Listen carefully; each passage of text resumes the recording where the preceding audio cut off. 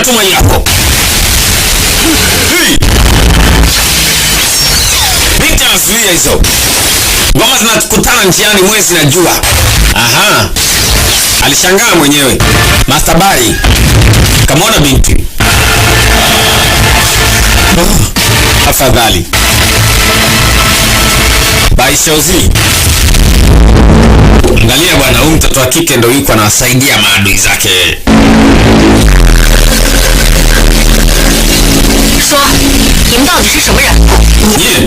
Mgeni, kwa nini mnawindwa na wale watu? Kumbe sisi tunatafuta tu maisha kama bado mnadai madangani. Sawa. Nitasema ukweli.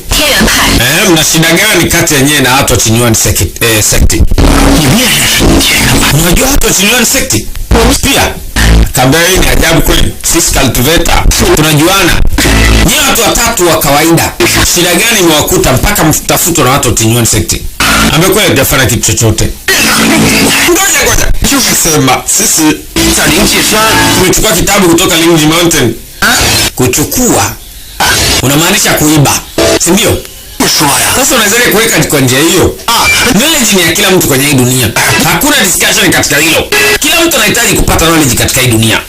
Sasa kuchukua inachukuliwa kama kuiba, kwa nini? Wao wanataka turudishe hicho kitabu.